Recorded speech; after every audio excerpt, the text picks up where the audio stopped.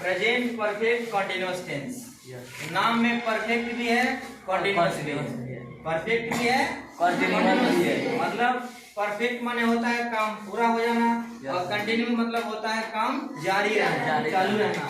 तो ये टेंस में, इस टेंस में जो सेंटेंस होते हैं हिंदी के, उसमें क्या होता है कि आप पढ़ेंगे तो लगेगा काम पूरा भी हो गया और काम चालू है। यानी इसका सीधा मतलब है कि कुछ काम कंप्लीट हो गया और कुछ काम बाकी है, कंटिन्यू है, जो भी चल रहा है।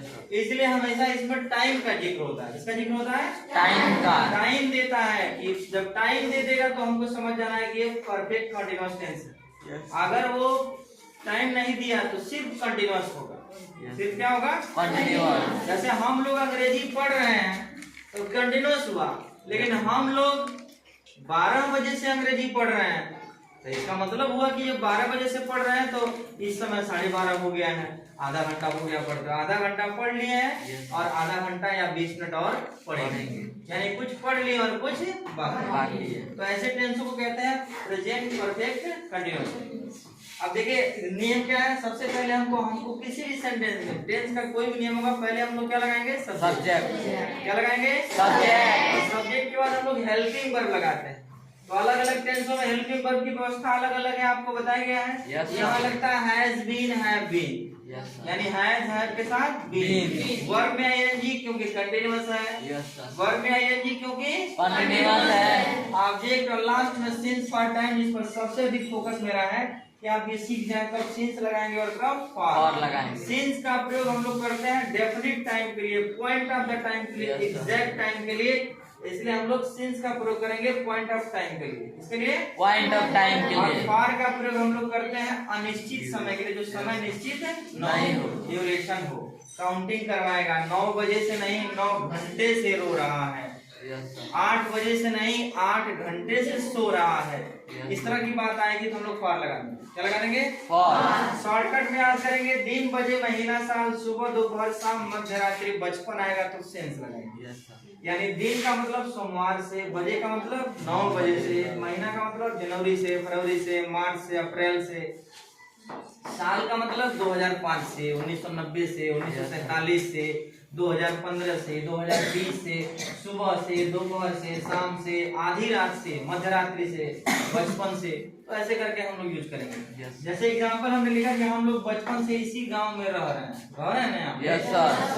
कौन रह रहा है? हम लोग। तो हम लोग का मीनिंग क्या लिखेंगे? वी। अब एक वचन है कि बहुवचन देख लेना। हम लोग हैज लगाएंगे कि हैव? तो हैव लगाएंगे। एक लड़का बोला हैज, उसको भी हैज अब सिखाना पड़ेगा। We have. एक वचन के साथ हमको हैज लगाना है, बहुवचन के साथ हैव। हम लोग ढेर सारे लोग हैं, सबकी बात सही है। तो वी हैव बीन। और लिव मीन्स होता है रहना। लिव मीन्स होता है आखिरी अक्षर किसी वर्ब में ई हो और आईएनजी जोड़ना हो तो ई को हटा के आईएनजी जोड़ेंगे। We have been living in this village, इस गांव में, इन दिस विलेज। ध्यान देना है, दिस माने इस, अच्छा है इसी, चाहे यह गांव। अब बचा क्या? बचपन से। अब बचपन से आए तो सिंस लगाएंगे, फॉर लगाएंगे, लगा देंगे since childhood. Since childhood. Childhood means बचपन। चाइल्डहुड मीन्स बचपन। और 1 घंटे से बस का इंतजार कर रहा है। कौन? वह का मीनिंग ही। एक वचन की बहुवचन, एक वचन। हैज की हैज बीन। इंतजार करने का मीनिंग सब लोग जानते होंगे। वेट में आईएनजी जोड़ देंगे, वेटिंग। और वेटिंग के बाद तुरंत फॉर लगता है। वेटिंग के तुरंत क्या लगता है? फॉर। क्यों? क्योंकि किसी का तो इंतजार कर रहे होंगे, जिसका इंतजार करते हैं उसके लिए फॉर लगता है। एकदम कंफर्म पोजीशन है, वेट फॉर। वेट फॉर किसका? बॉस का। Waiting for boss. Waiting for boss. पापा का इंतजार कर रहा है, वेटिंग फॉर फादर। मम्मी का इंतजार कर रहा है, वेटिंग फॉर मॉम। शिक्षक का इंतजार कर रहा है, वेटिंग फॉर टीचर। भाई का इंतजार कर रहा है, वेटिंग फॉर ब्रदर। दोस्त का इंतजार कर रहा है, वेटिंग फॉर फ्रेंड। वेटिंग के साथ हमेशा क्या लगेगा? फॉर। ये दूसरा वाला फॉर हो गया, समझ गए?